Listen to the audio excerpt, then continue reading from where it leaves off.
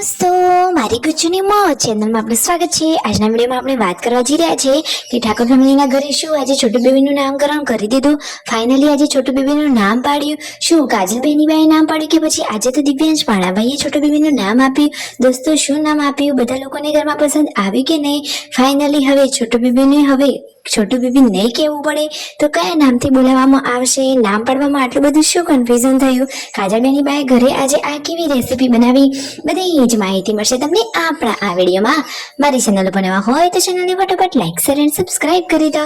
Full video in life of Thakor channel દોસ્તો ફૂલ વિડીયોની link ડિસ્ક્રિપ્શનમાં મૂકેલી છે, ત્યાં જઈ તમે આખો વિડીયો વોચ કરી શકો છો। આવી ટૂંકી ટચુકડી લાઈવ લેટેસ્ટ ટ્રેન્ડિંગ માહિતી મેળવવા માટે કરી દો મારી ચેનલને ફટાફટ સબસ્ક્રાઇબ। તો ચાલો દોસ્તો વધારે રાહ ન જોતા આપણે વિડીયોની શરૂઆત કરી દઈએ। તમે વિડીયોમાં લાઈ જુઓ કે બચ્ચા પાર્ટી તો સવારે સવારે મેગીનો મસ્ત ગરમા ગરમ નાસ્તો કરી રહ્યા છે, પરંતુ બિચારા લાડકા કાનોડા મિતાંશને આ મેગી કોણ આપે?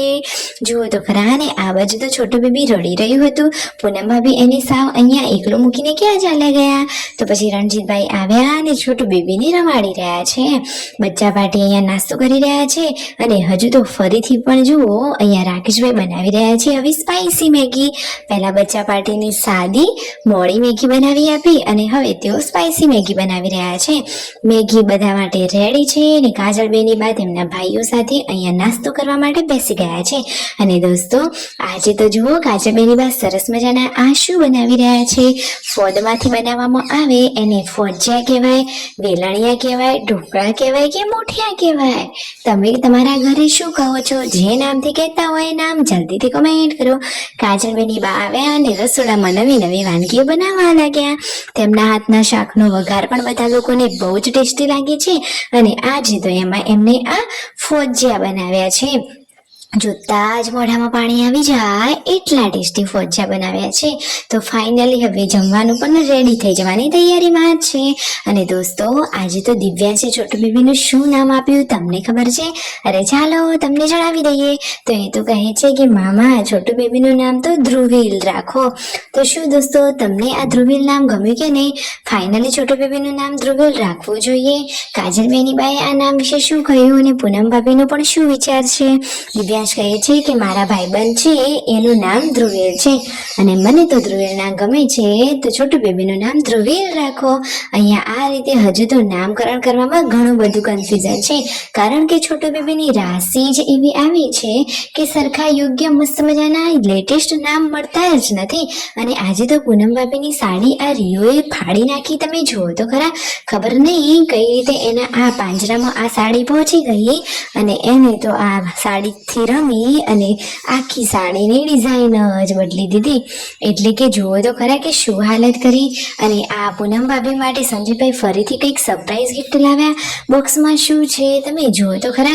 તેમને ઘરે રેગ્યુલરમાં પહેરાય એવો બીજો નાનો હાર લાવ્યા। વિડીયોમાં દેખાયો કે નહીં? અરે એમને તો કહ્યું છે કે આ બધા ગાઈઝ માટે તો સરપ્રાઈઝ છે, ઘરના બધા જ લોકોને તો બતાવી રહ્યા છે।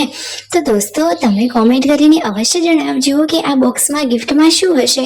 શું ફાઇનલી સાચે જ તેઓ બીજો કંઈક નાનો હાર લાવ્યા છે કે એમાં કાજલ બેનીબા માટે ગિફ્ટ છે? શું હશે? તમને ખબર પડી હોય તો જલ્દીથી કમેન્ટ કરજો।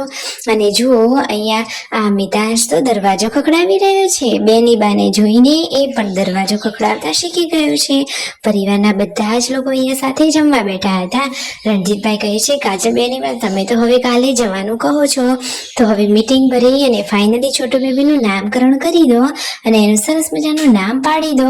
અરે દોસ્તો હવે ક્યાં સુધી એને છોટુ બેબી કહેવું? હવે તો એનું નામ આવી જ જવું જોઈએ ને, સાચી વાત ને દોસ્તો? તો અહીંયા સંજયભાઈ, તેમના મમ્મી પપ્પા, પૂનમ ભાભી, કાજલ બેનીબા, રણજીતભાઈ, રાકેશભાઈ બધા જ લોકોની મીટિંગ જામી છે।